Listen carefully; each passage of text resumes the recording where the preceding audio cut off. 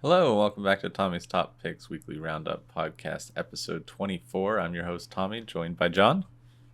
How's it going? Good. Can't believe Uprising. we're at 24. I We're like know, halfway through a year. Look at that. right? And we haven't missed a week yet. I know. We're really good at this. Remember back in the day when I was trying to convince you, hey, John, we should do a podcast? 24 weeks for later, like here we 2 are. years. Yeah. You tried for so long. So, before our finally main got topic this week is going to be our initial impressions on Flesh and Blood Uprising. But before we do that, I want to talk about our 200 sub giveaway, which we are rapidly approaching. Once we hit 200 subs, we are giving away a CGC graded 9.8 King in Black issue 1 variant cover. So if you are interested in that, the way you can participate is going and watching our top 5 comic for the week videos and then posting your top pick for the week. You can have an entry for each week. So yeah, and then we'll do a little raffle with ducks going across the screen to figure out who we're sending this to. Only requirement is that you live in the United States so that we can ship it to you. And guys, please, even if you're not interested in the actual giveaway, subscribe anyways, because I think I looked at their stats and we're still at around 90% of viewers, listeners, etc. are not actually subscribed. So a lot of you out there haven't subscribed, and it does affect the analytics. It affects how Google treats us. So please do it. It costs you nothing and it's helpful for us. End of my public service message. So how were our weeks? What did we pull? I pulled a cold foil library this week. You are insane. That is what, your fourth? I have now opened 4 fables. I have a rainbow foil eye, rainbow foil and then a cold foil Crossroads, and then a cold foil what's the Everfest one? Oh, the Everfest one. Okay, the I'm blanking on the name. I can't remember it. The Starvo gem. Yeah. The seismic surge token one, that one. Yeah, I'm blanking on the name of. But yeah, those 4 I have, and I've only opened 2 legendaries. One being Silver Palms. So can't. I hate you. I can't believe that you pulled 4 fables. I've never pulled a single one, and I probably never will at this rate. It's fine. It'll happen. Certainly won't be catching up to you anytime soon. No. But yeah, we were talking a little bit about, like, should you keep it? Should you sell it? Buy a case? Things like that. What holds more value, the single fable or the sealed case? Because they kind of trade around the same price. Yeah. What do you think? What would you? Well, I know what your preference is, but my preference is to hold it, just because I don't know. I like completing the collection, and I would never buy a card that expensive. Yeah. So makes sense. Well, so the actual cold foil goes for around $700 on TCG Player. Granted, what last sold was, etc., versus what the current list price is, never exact, but generally speaking, around there. A case of first edition Monarch goes for $524. So you could actually get a case and a few boxes if you sold it. That said, normally I would say, unless you really want it as a collector's piece, which clearly you do, that's fine. I would say go with the case, because the case is got the gambler's premium on it, right? It will always hold a little bit more value. Whereas, like, once Prism cycles out, those will be less valuable, because Prism loves them shinies, right? I think there's a premium on it because it's a Prism card, I honestly don't think it may change the rainbow foil price, but I don't think it'll change the cold foil price that much. I don't know. Prism people bling. Oh, I know. Yeah. No, I know. I think there's a premium because of the Prism bling, but I could be wrong. Either way, in this case, we're talking about Monarch here, and everyone hates Monarch, so I think the single card is better. Plus, it's easier to transport and True. Exactly. Just put it in a snap case. Put it on the shelf. It does look fantastic. It looks gorgeous. One of my favorite pieces of art in the game. Looks a lot nicer than a box. It does look a lot nicer than a gray cardboard box with stop tape on it. Yeah. You're right about that. It is definitely more display worthy. But then what did we play? So we played a bunch of things.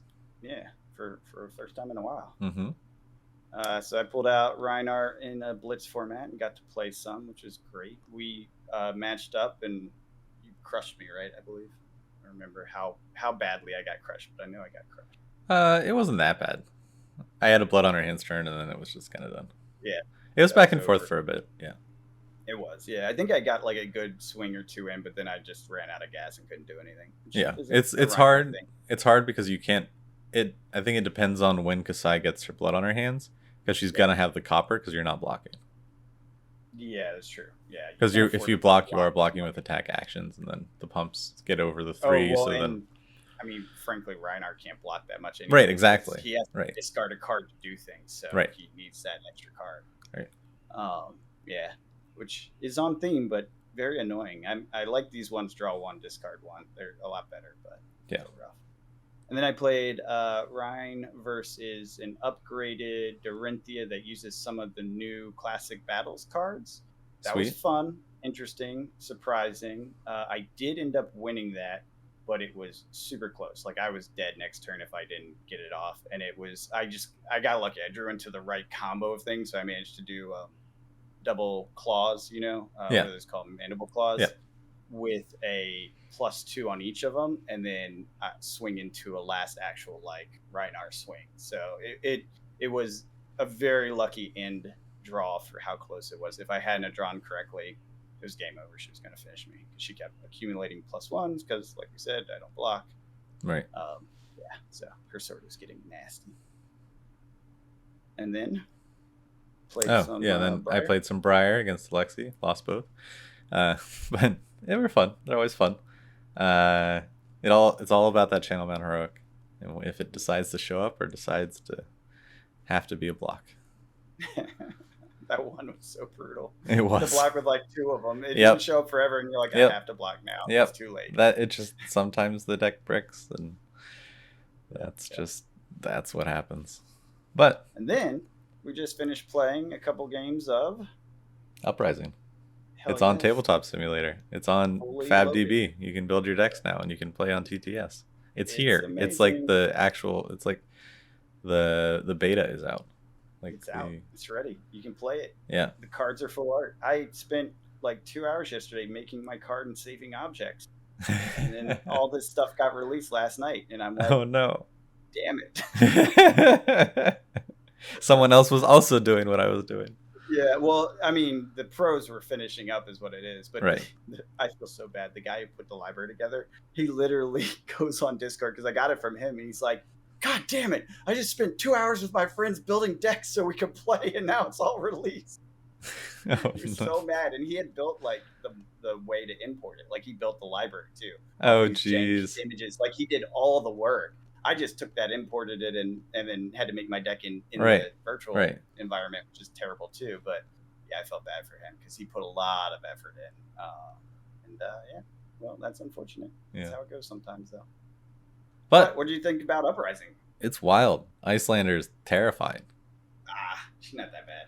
She's just your local friendly neighborhood ice. So the whole just play red cards and go won't work. You need a decent chunk of blues just to play your zeros. Yeah, for sure. Icelander is she's got some tricks. She can slow you down. I think the first game that is probably I'm a little sad that was our first game, because now it's going to be your first impression forever that she's terrifying, and you're going to get much better. I just got lucky. I drew into a lot of very useful combo-y stuff that she can do. Right, but it's so much frostbite. Well, did you notice the second game I didn't frostbite at all, and I had the 3 frost hexes out? I had a lot of frost hexes coming out, and I couldn't get the frostbites off. But then we remembered we weren't doing your ability. Well, we were skipping the one. Yeah, that's true. Yeah, that might have changed. That would have changed everything, because I already thought it was oppressive. You may not think it's that oppressive, but the ones that you were putting out were as I draw my hand and I'm starting to think out how wide I can go. It's I can go 3-4. Maybe if I get mass to go off, I can get an extra card. Maybe go a little wider. Maybe get to a rupture. There's no getting to a rupture against Icelander. It's not. That's agreed. Yeah, you're not getting that. I just don't think it's possible, because you can either create an ice, or you can make them discard a card, or you can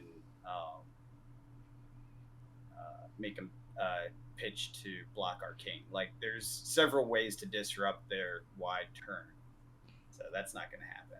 No, unless you just want to take it, which you can. You did the first game. You took a bunch. You were just I'll take the Arcane. Oh well, you didn't have the AV out because you wanted to use the ninja gear. Yep. Yeah, the first one was the first one I just didn't have the AB and just tried to go aggro, which just doesn't work. it didn't work because I wanted to try out the new equipment. Yeah. And this time you did the opposite. You went AB, suppressed my arcane damage. Yeah, and then just whittled you away. I got out. That's why. Yeah. And it was 1-1 at the end, and he got me. He got me on the. I got a bad draw and probably had the widest turn I've ever was able to have. Out of 2 games. I got to chain like 5. You did. That was good. It's fun though. I'm into it. I was a little worried. I was reading what people were talking about and looking at various decks and stuff, and I was thinking Icelander was going to be the weakest of the bunch and not really able to hold her own. But after these games, I think there's a place for her. I think she's hard. She's absolutely ahead.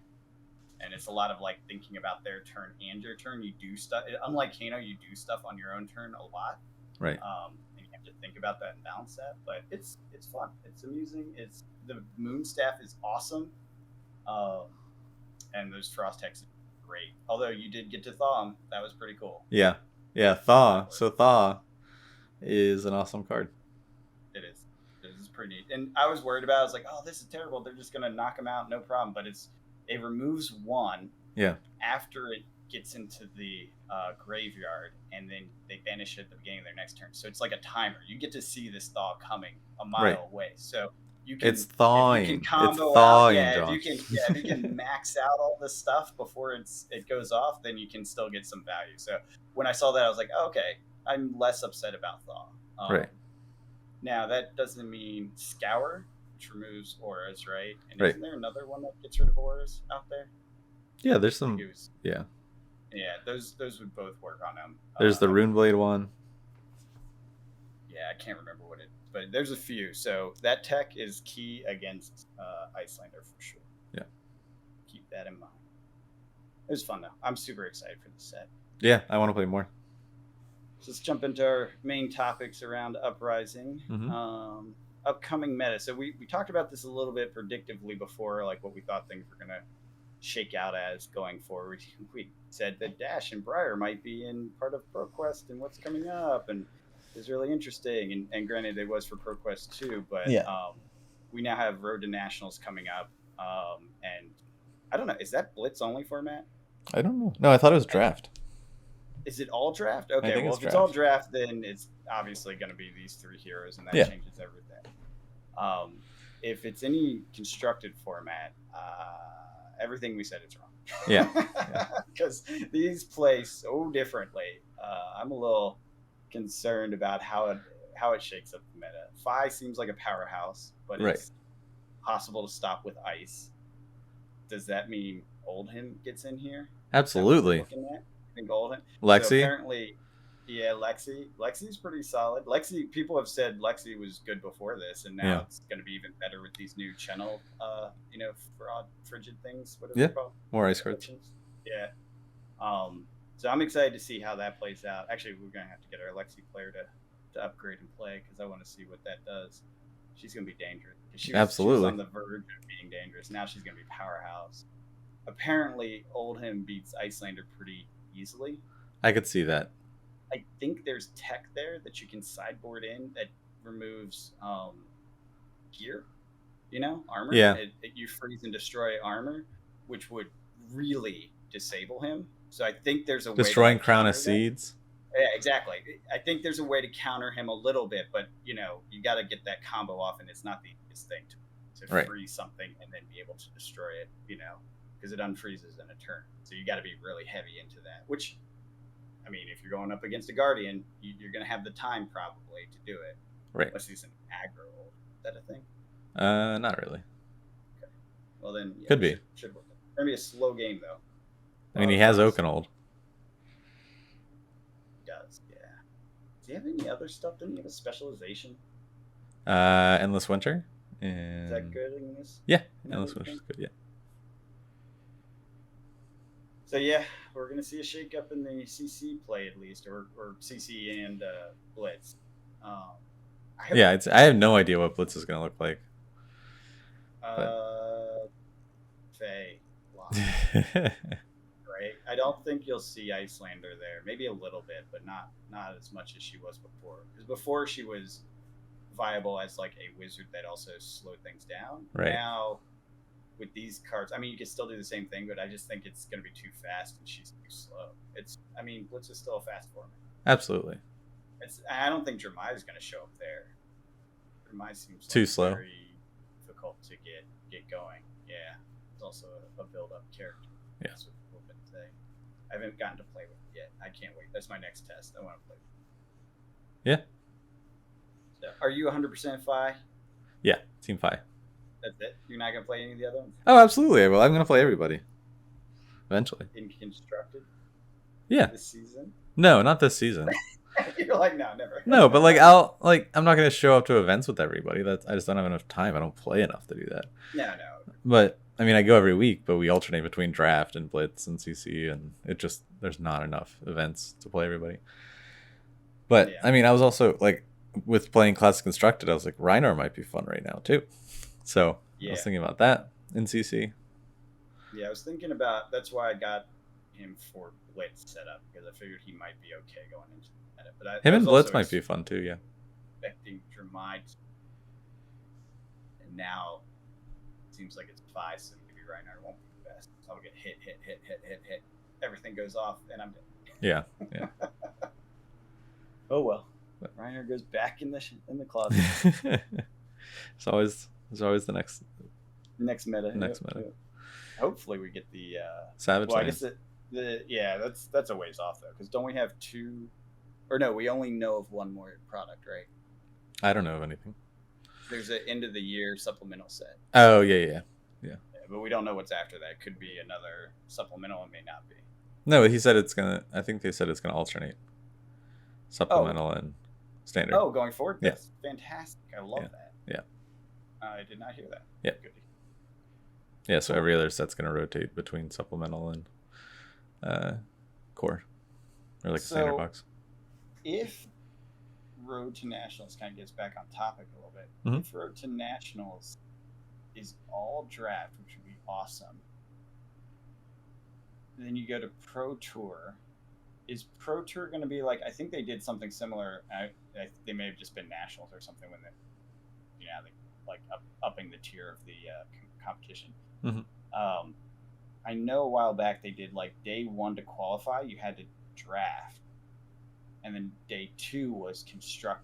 So you had to like be good at drafting to get into the actual tournament. That's interesting. Yeah, and I don't know and correct me if I'm wrong in the comments. This is my understanding from listening to other people. This was all before my time, but that's my understanding is how it used to be. You think Pro Tour will be like that if Road to Nationals and Nationals are heavily draft based? I don't know. Because you got Pro Tour in August, right? I mean, you got to imagine that CC because the whole point is to be I think Pro Tour is Pro Tour, but you're not going to have any practice in a competitive space.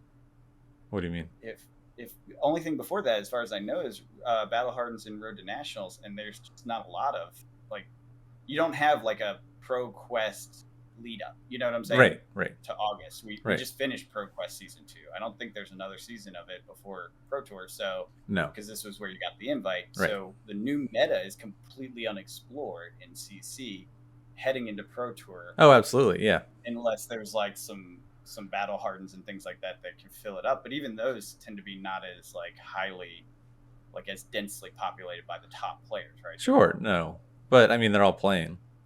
Yeah. Whether it's online or in person, but it's gonna be wild. And then here's the other thing: the points. Will we get a LL before then, like Prism, perhaps? Can we? Before August? Yeah, I think so.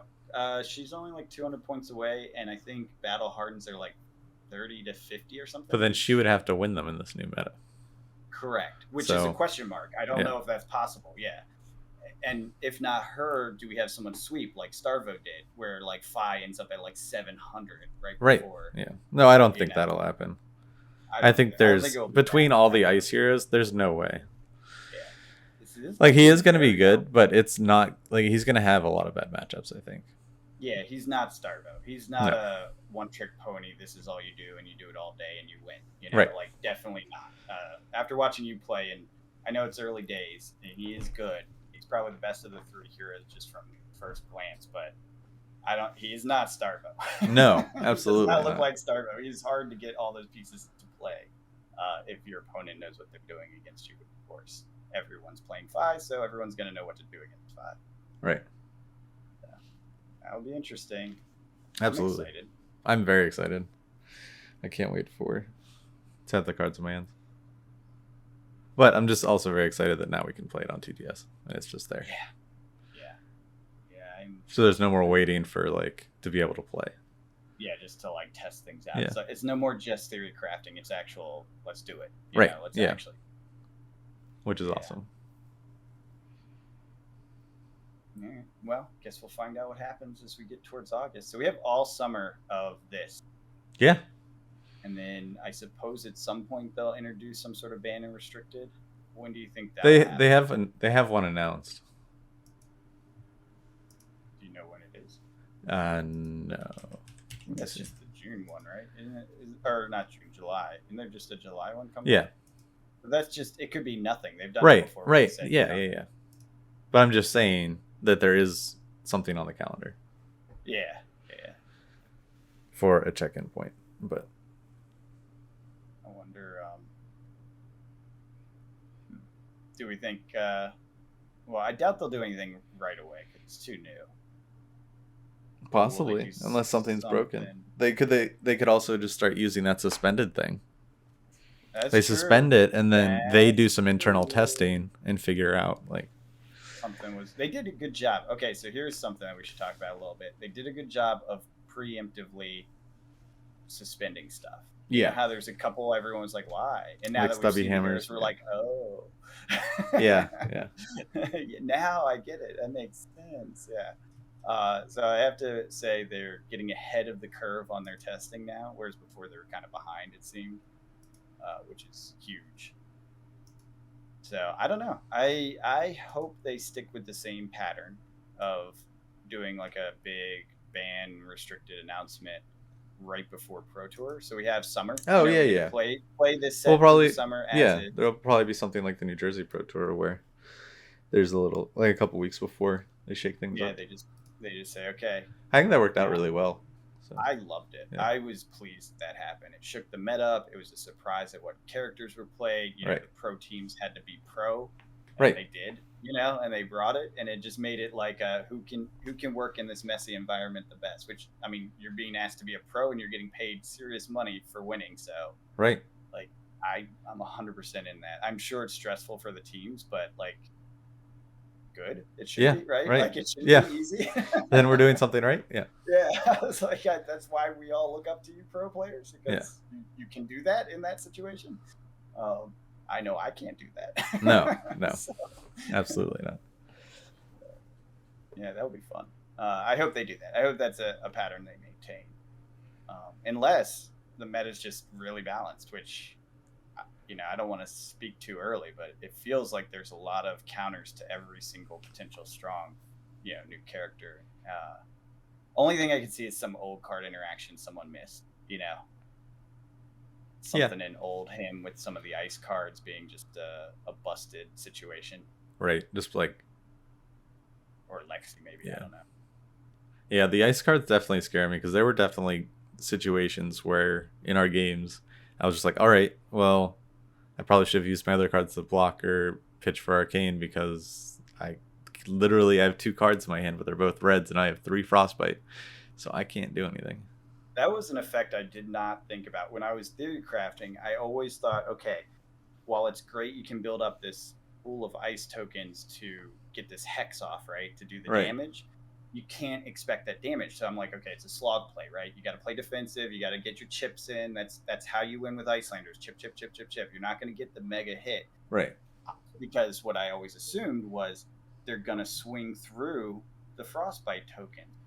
What I didn't think about is that if there's too many Frostbite tokens and you just don't have that many resources, it blocks your hand. Yeah. It never occurred to me. It's so stupid. It's obvious now, but it just never occurred to me from the other side. If I have reds, I can't just pitch. There's nothing to pitch into because I can't afford it. You know, it just blew my mind when that happened. I was like, oh, she can actually freeze your hand. And then that means if you can figure out those frosty combos to get, call it 8 out there on a 3 Frost Hex situation, you're swinging 24 damage, and there's nothing they can do about it. Yep.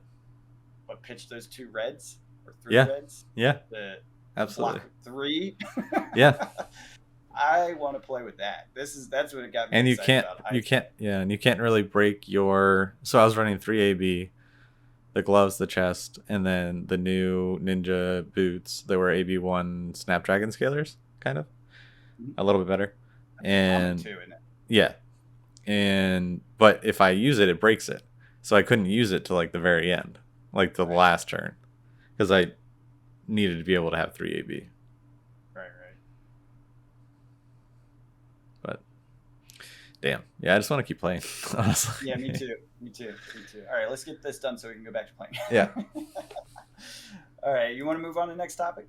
And that is the market, right? Market stuff. So we talked a little bit about the supply stuff, the waves, etc. last time. I just want to give some new impressions and details about what I've seen in the market, just so people are aware, because it is definitely a dynamic market. There is an overall slump still occurring. If you watch the market updates, you see the down into the right pattern that we've been looking at for all the boxes and various things. Couple things that are interesting. The actual boxes themselves are still dirt cheap. I think $87, $85, something like that. So at this point, I think that's map. I don't think it can go any lower. So you might as well, if you're up for it, pre-order your individual boxes, because they can't drop below that for the next like 3 months. For 6 months. 6 months. Or 3 months. You're right. 3 months. 600. Or no, yeah, that is 6 months. Yeah. So either way, so you might as well pick them up at that price, because that's the price you're going to get, unless you want to support your local store, which you should, and absolutely buy it from them at the price you pay or sell it. Mm-hmm. Obviously, individual cards have freaked out. We talked a little bit. I think we were bringing it out on a podcast or social media or whatever, that footsteps shouldn't be bought up because they really aren't, like, they don't work with the dragon. I have talked to some illusionist players. They said, so here's the thing, they don't work with it because it's explicitly attack action cards that the footsteps can erase phantasm effect from, but you can pay 1 to block with them as a 1 block, and because you're paying 1, that does generate ash. So interesting. But they're not like they're used in a different way. Yeah, it's perpetual. Like you can always, it's kind of, you can always get 1 out of them by pitching 1. So it's like, okay, if I need an ash generator, I block 1 and generate an ash on, like that's okay, that works. Like it does have a use, but yeah, the phantasm effect is not the use currently. The price is still up from pre-Uprising release, which I find it funny that, like, I mean, we knew there was an illusionist a while ago. Why did it all pop right now? People were holding out hopes for the dragon boots. Maybe that's it. They were like, they gotta do the dragon boots. Yeah, that's fair. Yeah, that's a good point. Okay, well, anyways, they popped recently, up to like 300 and something, 350, I think one of them sold for. Oh wow. They're down to 260, which is still up from pre-release, prices, but not as crazy as the spike. So I think they're going to stay around here because they've been sitting here for a long time, and the last sold was at 245. So figure mid 200s, maybe low 200s, it drifts down as people really realize that they're not useful with the dragon. But just keep that in mind. They are not worth jumping in on the hype. You might be able to get a better price. The other thing is the mask and momentum spike. I think that's going to stay up because it is super useful with. Absolutely. Yeah, and wasn't there a new? There was a clause or something that worked with Benji that people were freaking out about. Clause? Yeah, one of the gloves, I think. It may not be the gloves. It was one of the items was like a Benji item. People were like, "Oh, this is freaking phenomenal." The mask? The links? No. In this set that came out. I don't follow Ninja very much, so I don't. The tiger ones, because they automatically do something for things that are 2 and below, which all of his things are, and then it becomes unblockable because of his power or something like that. I can't I don't do ninja stuff, so leave a comment if you know what the heck I'm talking about. I heard it from other people. They were freaking out that this is the Benji, God mode now. So expect to see that in your blitz. You can have a God mode Benji coming in, but mass prices will probably stay up because it's so useful in Fi, and I think Fi is just the hotness right now. Absolutely. What else on the market? Oh, okay. So before we move on, I wanted to report something. I'll report this in the weekly update too for those that just watch that. The WTR case, first edition case, 2 of them went for sale on an auction site. I managed to capture the pricing of it while it was up there, and then it kept dropping while it was up there. Mm-hmm. It ultimately sold for $10K for a first edition case. Oh, wow. Yeah, that is really low. I don't think they've sold that low since the game got popular. Yeah. So this is as low as anyone's ever seen it. It's definitely going to make the collectors nervous. Absolutely. Interested to see if some of them dump more product. I'm kind of okay with that because I would definitely pick some up. That is the last John's one like, I would have done that. Well, I was watching it and thinking, should I bid? I was like, I don't really have the capital because I was, I wanted that pick up a large comic collection. Right.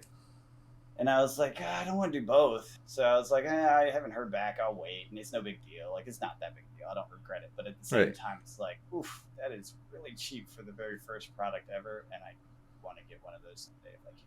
Yeah. And if the prices keep coming down, I will. Very out of parity, though. Like, a case being $10K and the boxes are worth like $1,000. I'm not even sure, actually. Maybe they've come down too. But, yeah, it's definitely the whole thing in the collecting side is looking at a lot of shakiness. No, yeah, they're 3.4 right now for a first edition box. So it's like somebody just made a steal. Now it was an auction site mostly for basketball cards and stuff. So, okay. Yeah, I'll talk about it more on my market update. But I just wanted to point that out that sealed product.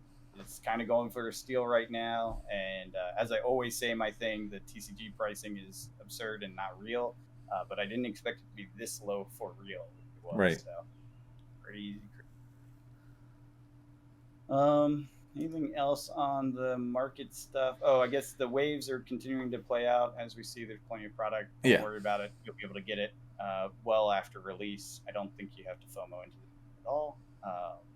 And it should be good because they're just doing the one editions in waves instead of the first and second. You don't have to worry about it. You'll be able to get your collectibles the whole time. Yeah. And it's going to be out for a while. Yeah, for sure. Speaking of the collectability. Oh my God. My wallet is already crying. It's pretty wild. Are you going to try to get a master set, all the Marvels and everything? I don't know. Probably not. Seems hard. Yeah. Very hard. Maybe through trades. Like, I'll try and get it over trades throughout time. Yeah. I mean, and we're going to have this for a long time, right? Yeah. Call it 6 months of this set. And they should be continually available again because it's like an unlimited almost, right? Right. And you would think they wouldn't want multiple sets on the shelf at a time. Oh, yeah. You definitely want some, but it should be kind of like a rotation, like the last 4 or whatever, which should be the ones that are... Right, so we should stop seeing the unlimited stuff. Yeah. The old unlimited stuff will vanish. So if you want any more of that... I mean, we're already seeing it with Arcane. I still hear that you can't get it anymore. So, I don't know about WTR. That seems available, so... But yeah. So, I want all of them. I do. I even bought a binder. I'm going to do a binder for this set, Tommy. Just for the set? I was doing it just for a trade binder. Oh no, I was doing it for the set. I want to get all of them and leave the little slots for the Marvels I don't have yet. I think. They're so pretty. Are you doing the whole set or just the Marvels? Or just like the fancy cards? Everything. If I can. Everything. And in foil if I can. Because foil is hot. It looks so good. Are there enough pockets? I have no idea. I don't know. But maybe I'll have 2 binders. I don't know. But I do. This is like the first thing I'm going to do a set, like a full set collection if I can. That'll be cool. Yeah, it will be. But I got to be patient because these prices are going to keep coming down. No, they will. It's going to be more every day people will be opening more boxes, prices will come down. So I just got to focus on buying the things that I need to play the thing I want to play first, and then slowly, maybe as the supply continues to come in or whatever, next wave, prices drop again, buy some more boxes up, that sort of Yeah. Really, really.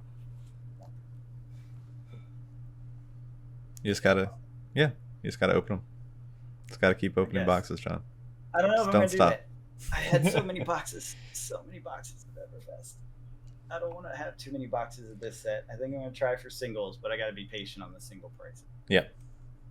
No, I think it's smart. Open like a case or two and then just wait. Yeah. Buy what you need to play. Yeah, for my personal, like, my play set, basically, you know how I always grab a bunch so I have the cards I need for the most part. Well, that is definitely the case plus some loose boxes. That's all mine. I'll open it on the channel. That's going into the box of when I need to find a card from that set, I'll go get it. Right. So was it you that told me about organizing by class?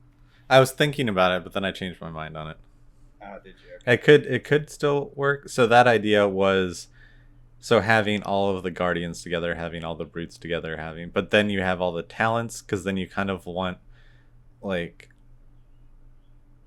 you don't want so Oldhim being near Bravo makes less sense when you're building an Oldhim deck, because you're near the guardian cards, the generic guardian cards, but now you're far away from the elemental cards. If that makes sense. Point. So there's So I think just a lot of effort. And I would have to do all that work, and I was just like, no, that's not happening. So I'm just sticking with the in set order and then set number. Yeah. Okay. Yeah. Okay. Good. Now I don't have to change my collection. No. Yeah. I thought about it, and I was just like, when you talked to me, and I was like, in an elevator pitch, it can be very convincing and sound good, but then once thought out, it's not the best. Yeah. All right. Well, then I won't be doing that. But yeah. So how much are you opening? What's your plan? Do you have a plan? I have. So I'll get a case. I have 1, 2. I'll probably have 4. Open 3. 1 for the shelf. Cases. 4 cases? Ooh, yeah. That's a lot. You're going in hard. Yeah. Open it all. Open it all. Awesome. We'll see. We'll see how it goes. I'm excited about it, though. I didn't pre-order that much. How much did you pre-order? 1 from the shop. MinMax Games had them for $79 a box. And then Team Covenant. From MinMax too. Maybe I have more cases. This happened last time too. I had cases show up that I forgot that I ordered. And then the Team Covenant and then the Rudy one. So that'll be 4.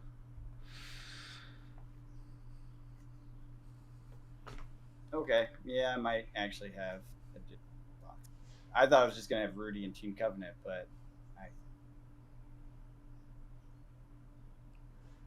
I guess not. Yeah, we'll see. I don't remember if I ordered a whole case. I might just order some loose boxes, because that was my game plan this time. Was like, get a couple loose boxes so you get the itch out of the way of opening them. Oh my god! So we got to talk about this part of the collectability topic. Like, these boxes. Have you watched any of the box openings? Yeah. Oh my god, they're fire. Yeah. They're so good. That's why. Yeah, exactly. That's why I want to open them, because they just seem good and they're really cheap. So why not just open them yourself? They're like, this is a dud box, and then they just pull a legendary. Yeah. It's like, I think the worst box I saw was like, let me see, like a foil majestic, and it wasn't a Marvel, it was something else though that was fancy. Maybe it was a full art or something, which was less exciting, although I think more rare based on what I saw.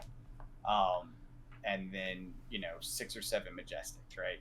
Right. It looks like per box is about 6 majestics, right? And then oftentimes you can get a legendary per box. It seems on average that's kind of where it's at. With some boxes getting 2 legendary, it has happened multiple times now.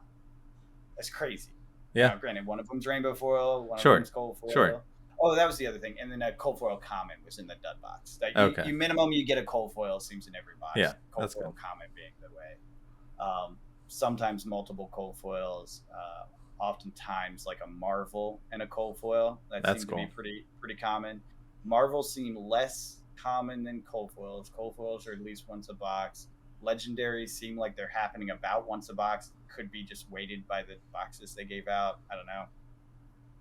We'll have to wait until someone does a big opening to see, because it could be chunked. Remember, these were all judge boxes, so maybe they know where the good boxes are and give the judges it. No. I would. If I were LSS, I would. They deserve it. They're doing all this work. Sure. The good stuff. Like, if you can, do it. Why not? Yeah. Why not? I don't know if they know that. It could just be chunked, because I forget, was it Everfest when it came out? There was like one palette that I think Saint got, and he's like, this is insane. Like, the pull rates are just broken on this set. And it was something about the way the boxes had been organized on the palette. Like, a big chunk of them were just like pulling way more than they should have been, like way off ratio. And he did it all on camera, so people reviewed it and everything. They're like, yeah, that shouldn't be happening. That's the thing. That definitely shouldn't be happening. So, he opened a pallet? Yeah, it was like a pallet. It was like 800 boxes or something like that. I forget exactly. Jeez. It was a lot, though. Yeah, no, it was insane. He's like, yeah, if you do this many box openings, you try to get as fast as you can. So let's do it to a timer. And he could open a whole box in like 3 minutes, 8 minutes, something like that. Jeez. It was nuts. Yeah. And he's like, because the idea is like, you want to get through them as fast as possible, grab the value, and then put everything else aside. So, yep, craziness. Wild. Well, anything else on collectability, market, or otherwise? Not that I can think of. All right. Got anything else you want to say about Uprising? I feel like we got through this pretty quick. No, I mean, we're at 41 minutes. Nice. We blab well. What's that? I said we blab well. We're really good about talking about nothing for a really long time. No, I think we talked about a lot of stuff. I mean, we talked about the box prices, the singles, the craziness, the meta, the game experience. I don't know. I think, and the collectability. I think once a couple weeks after the set's out and prices start to stable on TCG Player, that's when we'll really see a lot of the things start to settle down, because one, we'll know there's going to be a lot of volatility because we don't know all the rarities because it's the new 2.0. So once that settles out, but I think the next set that comes out, we won't really see as much volatility because we'll know. We'll have an idea. And so the thing that will drive the volatility will be the meta, where this time we have the new 2.0 and the meta to shake up. Craziness. I agree. But I did pre-order from Min-Max Game. I just found it. Not a whole case though. It was just so I feel better. Yeah, I saw that. I was like, I'll take a case for $320. Yeah, it's very cheap. That's very cheap. That must be map, because I know they wouldn't break the rules. Right. That must be what map. Crazy. Cool. Well, what did we do video wise? We did the top 5. We did the market update. I think that's it this week. Yeah. So we did the spoilers. Was that this week? It was Hello, 6 days ago. Yeah, it was this week. We did the last. Yeah. We did the spoilers, and I tried to do a stream, or I did a stream on, what was that? Friday? Oh yeah, some people may not even know about the. Library. So we did a live stream, and then the audio got corrupted after. I just started watching the playback. The audio was just all jumbled up. What happened? I don't know. Can you fix it? So I just set it as private, so I'm going to see if I can fix it. Right. So I don't know. I need to figure it out. What a freaking Fable! It should be up there. I know. I want it to be too. That's why I didn't delete it. Yeah. I just put it as private so people don't have a headache and be like, it was live, so you don't have like a recording to go back and tweak. Right. Right. That's sad. Right. That's sad. Oh well. Well, you can always just put you could pull the video down and then just put like a tag in front of it that says, sorry, the audio got messed up, but pulled Fable. Yeah. Or clip that one part where you pull the Fable and just put it up as a short. Yeah, that's true. Let us know in the comments what you would prefer. It's really sad. Yeah, I know. First I got online, and we were talking about Uprising before, like, really everything was out. It was a good conversation too. Dang, that's unfortunate. I missed that one, but yeah, I'm that it got corrupted. That's why it got corrupted. It's like, you can't do Yeah. it without Jon. What are you even trying to do? This is not okay. But yeah, I think we've rambled on enough. Yeah, what videos are coming out? What do we got? Well, we're gonna try and become a little more confident on these Uprising decks, and I'm sure we'll do a video on that at some point this week. We'll have our top 5 comics on Tuesday, and the market update Thursday, just like always, and then more Uprising stuff in between. Yeah. I don't know how much Uprising there will be in between. Maybe Gameplay. after. Oh yeah, we'll do our TTS gameplay, but I'm thinking like after the next weekend, as is with everyone, is the pre-release. We'll have some cards. We can talk about all that stuff. I'm not sure if we want to do a whole podcast on it for the 3rd week in a row. That's a lot. Well, we could talk about the limited experience, how that went. Sure. I mean, I'm up for it. I just don't know if that's what we want to keep doing. We do have some fans on this podcast that like comics, and there's other things. Well, sure, yeah, but there's weeks where comics are multiple weeks in a row. So, and like around a new set. It's true. I mean, I'm hyped. I don't know. So when one of them is hype or is seeing a lot of attention, then you feel that void. I'm all for it. Yeah, and when Murphy's on next week, we can talk to him about it and get him to start going to places and playing Flesh and Blood. Preach the good word. TTS. Remember we talked about trying to get him on there. Yep, we will. But yeah, that's it for me. Unless you have anything else. Only thing is, I hope some boxes come in early, so I can open them, because I will on stream. I think I'll be doing that. I don't know. We'll see. Or maybe I can find some shop that is willing to part with them a little bit before they're supposed to. I'm not sure which one. But dang it, I want these boxes. I want to open them. And it wouldn't be like the first people opening them on. Like, several have been opened. Now it's like, there's a market for them. It's not even a black market. It's a legit market. Yeah. So, I want them. All right. Well, until next week, we'll catch you guys later. Have a good one.